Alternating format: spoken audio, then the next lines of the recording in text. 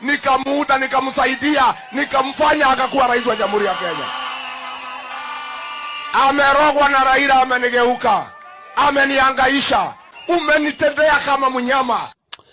Ladies and gentlemen, kindly allow me to say this, and just to make it very clear, because it is very important for you to understand that going forward, whatever the Deputy President Rigathi Gachagua will be doing, and whatever comes out from Rigathi Gachagua's mouth is political.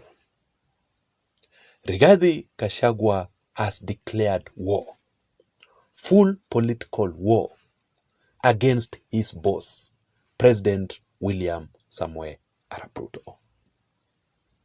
So Rigathi Gachagua is simply playing politics.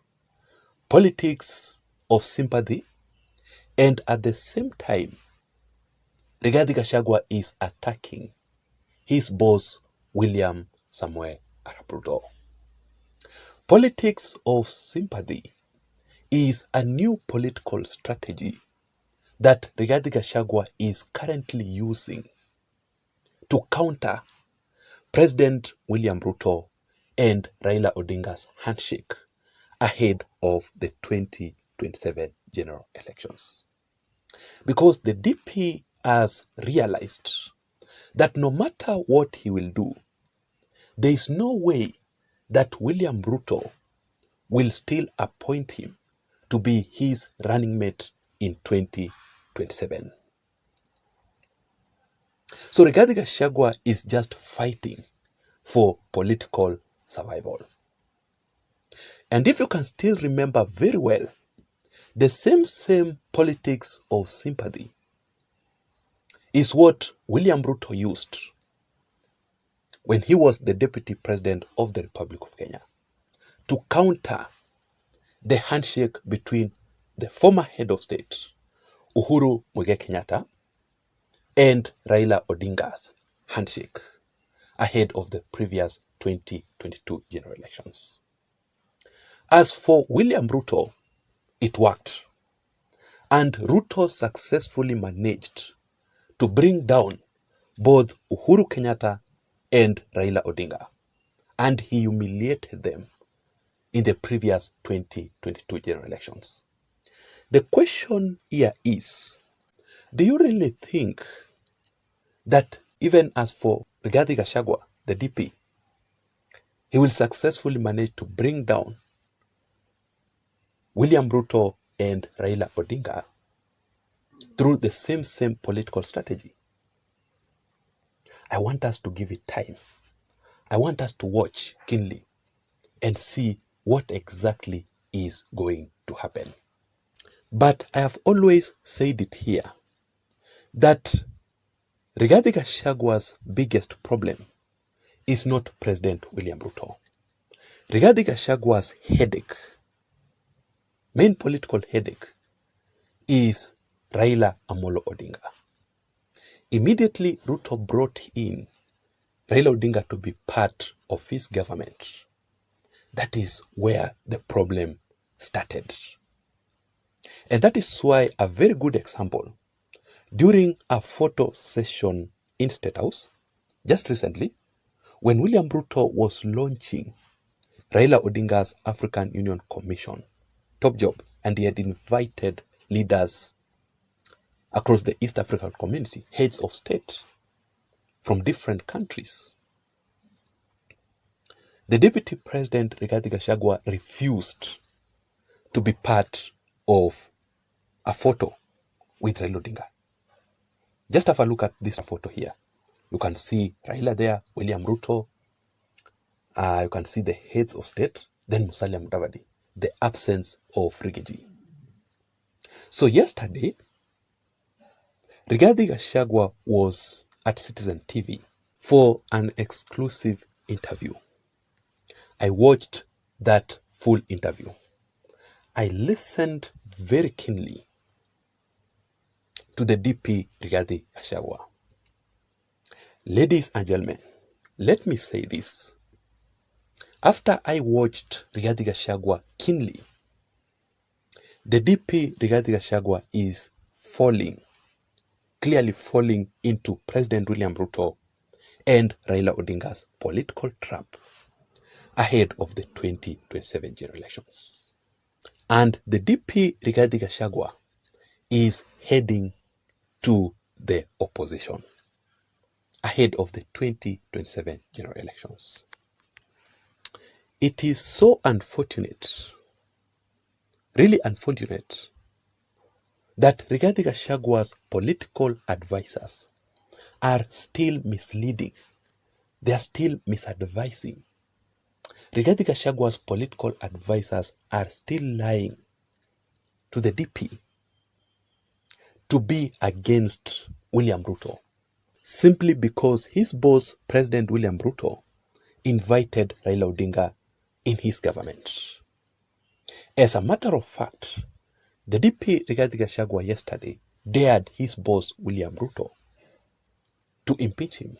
That there is no motion of impeachment against the Deputy President of the Republic of Kenya that can find itself on the floor of the House unless the President of the Republic of Kenya gives a nod. Okay. And again, even if it was to go there, nobody else has the capacity to push it through. It's only the President himself. There is nobody else who can. Getting 233 members of Parliament, it's only him who can push it through. Now, I want to assure you that Ruto will do it. President William Ruto will impeach his DP Rigathi Gachagua before the 2027 general elections. Because Ruto wants to prove to Rigathi and his allies that the DP Rigathi Gachagua is not the reason as to why Ruto was voted massively in the larger Mount Kenya region. Ruto strongly believes that he was the one who looked for votes by himself in the larger Mount Kenya region without the assistance, without the help of anyone. As for Rigathi Gachagua and his allies, strongly believes that Rigathi made William Ruto to be the president. Because without Rigathi, Ruto would not have gotten the amount of votes that he got in the previous 2022 general elections from the larger Mount Kenya region. So yesterday, the Deputy President Rigathi Gachagua committed two very, very dangerous political mistakes ahead of the 2027 general elections. Political mistake that Rigathi Gachagua will live to regret in his political career. So let me explain to you about all this and how it went down at Citizen TV. But before that, if you are listening to me and you haven't subscribed, I'm just requesting you to please just take 1 second or two and subscribe down below for you to be able to receive more political updates from this channel. And to my returning subscribers, I really, really want to appreciate you for your continued support. You can also give this video a like so that YouTube can recommend this channel and this video in particular to reach out to more people, because that is the only way that we can improve this channel to grow. So I want you to follow this analysis to the end so that you can understand what exactly we are talking about here. So let us proceed. Mistake number one that Rigathi Gachagua committed yesterday alone, that he will live to regret, is conducting political rallies in Nairobi. You saw Rigathi Gachagua going to different places here in Nairobi. He was at Gikomba Market. Rigathi and these allies were in Hotisi, Nyamakima. Rigathi Gachagua was also at Tirum. And I want you to have a look at this photo, the crowd. The turnout was good, which clearly tells that these events that took place yesterday were well organized by Rigathi Gachagua and his allies to achieve a certain political objective. These rallies were specifically meant to confront, to attack President William Ruto directly. And that is exactly what Rigathi Gachagua and his allies did. Hapa Nairobi tutajipanga. Tutajipanga. Hakuna siku ingine tutapeana kura bila mpango. Si ndio? Hapa Nairobi mimi nitamwambia vile tutakaa. Neguo. Nitwareka ni watu wetu. Nimeongea na kamati, nimesema kamati yenu ikuje tukae na MCA wenu na kamati na mjumbe. Kuna ile mambo ya barabara iko hapa tumeongea. Kuna mambo ya kiwanja iko hapa reli tumeongea. Kuna ile mambo yote wakuje. Lakini mtu yeyote ya kuchaguliwa ambaye anataka sapoti hawa watu achunge mambo yao. Ile mtu yeyote anategemea hapo mbele ya kwamba anataka hawa wananchi wa muunge mkono achunge maslahi yao na waongeleshe kwa heshima na asiwatishe. Si ndio? Ni kwa itu. Direct confrontation between Rigathi Gachagua and his boss, William Ruto, is very, very dangerous. Rigathi Gachagua should learn from William Ruto. No matter how Ruto fell out with Uhuru Kenyatta, Ruto avoided direct confrontation with Uhuru. Up to date, even in the larger Mount Kenya region. In fact, that is why Ruto got votes in the larger Mount Kenya region, because he never attacked Uhuru directly when he was in the mountain. The same thing must happen to the DP. He must learn from that. The second political mistake that the DP Rigathi Gachagua